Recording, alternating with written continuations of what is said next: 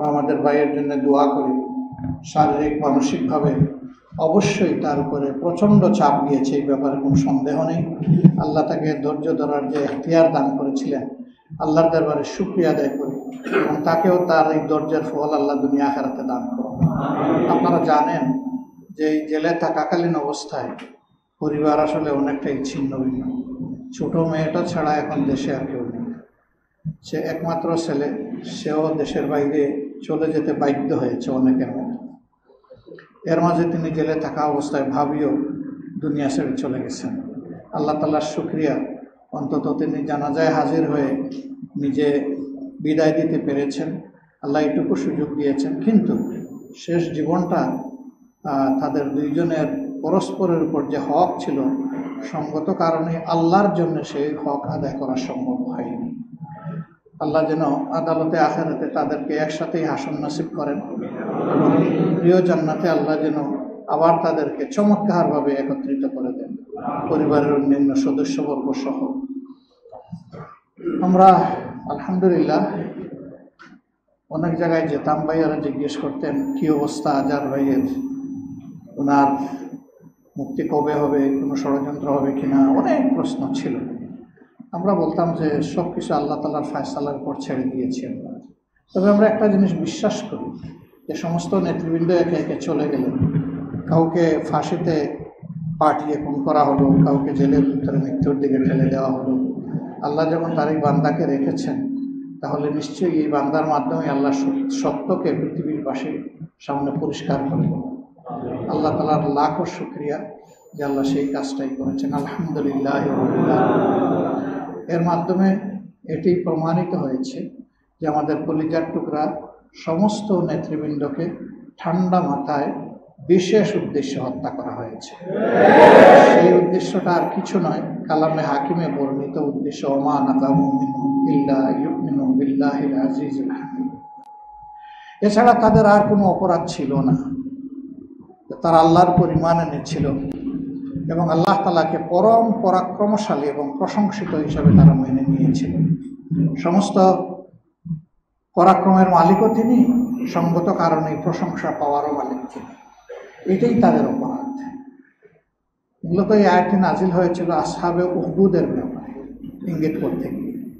তাদের সাথে যে আচরণ করা হয়েছিল, তাদেরকে জানেন যে আগুনের গর্তে নিক্ষেপ করে হত্যা করা হয়েছিল।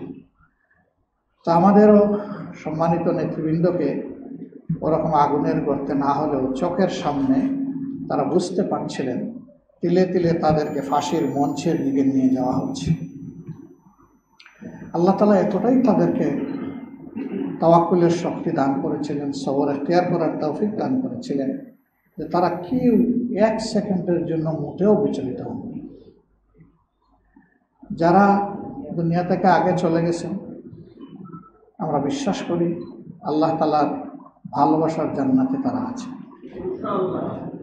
কিন্তু ফাঁসির এই দণ্ড মাথার উপরে নিয়ে তিলে তিলে অপেক্ষা করা, বেঁচে থাকা, এটি আল্লাহ তাআলা যদি মনকে শক্ত না রাখেন, ইমানের মজবুতি যদি দান না করে, বান্দা যদি একেবারে সব কিছু আল্লাহর উপর ছেড়ে না দেয়, তাহলে কোনো মানুষের পক্ষে এটা হজম করা সম্ভব নয়।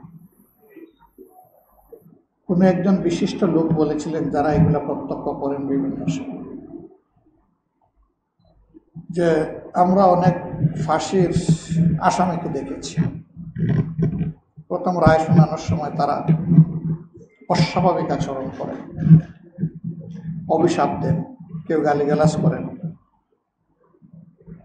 বাস্তবায়নের সময় তারা অনেকেই জ্ঞানও হারিয়ে ফেলেন।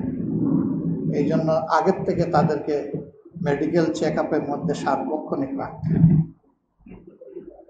কিন্তু ব্যতিক্রম শুধু জামাত ইসলামের নেতৃবৃন্দ। তাদেরকে প্রথম রায় শোনানো থেকে শুরু করে রায় কার্যকর হওয়া পর্যন্ত 1 মিনিটের জন্য তাদের চেহারায় কোনো পরিবর্তন আমরা দেখি। আল্লাহু আকবার। পরিবর্তন হবে না এই কারণে যে তারা তো আল্লাহর মায়ার বান্দা হিসাবে ওই আওয়াজ শুনে শুনে দুনিয়া থেকে যেতে চান। ইয়া আইয়াতুহান নাফসুল মুতমাইন্নাহ ইরজিই ইলা রাব্বিকি রাদিয়াতাম মারদিয়া ফাদখুলি ফি ইবাদি ওয়াদখুলিল জান্নাহ।